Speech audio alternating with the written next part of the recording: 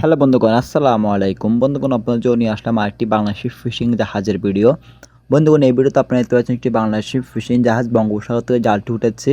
এটি একটি ওল্ড মডেলের জাহাজ, যেটাকে বলা হয় আপনার কাঠবুড়ি জাহাজ। তো এটি একটি বাংলাদেশি ফিশিং জাহাজ, এটি হচ্ছে একটা কাঠবুড়ি ফিশিং জাহাজ।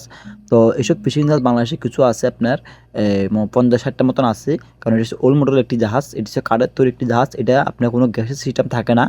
এরা মাছ নিয়ে বরফ দিয়ে 10 দিন 15 দিনের জন্য তারা বরফ নিয়ে আসে। সেই বরফ দিয়ে তারা মাছকে সংগ্রহ করে। এসব জাহাজের মাছগুলো খেতে খুবই সুস্বাদু হয়।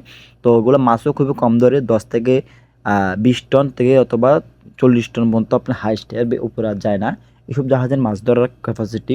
তো এইসব জাহাজের মাছ ধরার ক্যাপাসিটিও কম। এই কারণে এইসব জাহাজের বয়সও কম। আর এসব জাহাজে কোনো অত্যাধুনিক কোনো টেকনোলজি থাকে না।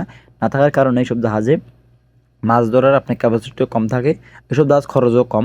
20 লাখ 15 লাখ টাকা খরচ সাগরে আসলে 10 দিন 15 দিনে। এই কারণে এইসব জাহাজের আপনার মাছ ধরার ক্যাপাসিটিও কম। সাপোজ একটি বড় স্টিল বোর্ডের একটি জাহাজ যদি সাগরে আসে আপনার 1 কোটি টাকায় 70 লাখ 1 কোটি 80 লাখ এরকম পর্যন্ত আপনার খরচ হতে পারে। তো এই কারণে এইসব জাহাজের মাছ ধরার ক্যাপাসিটিও বেশি। প্রায় আপনার 2000 100 টন 150 টন মধ্যে তারা মাছ ধরে। তো এইসব জাহাজ দেখি বন্ধুগণ, তারা মাছের ব্যাগটি খুলে দিয়েছে। আমরা দেখতে পাচ্ছি তারা মাছের ব্যাগটি খুলে দিয়েছে। খুলে দেওয়ার পরে দেখবো আমরা তারা কী কী মাছ পেয়েছে এবং মাছের নাম সহকারে বিস্তারিত আমি আপনাদেরকে ইনশাআল্লাহ ডিটেলসে বুঝিয়ে এবং বলে দেওয়ার চেষ্টা করব।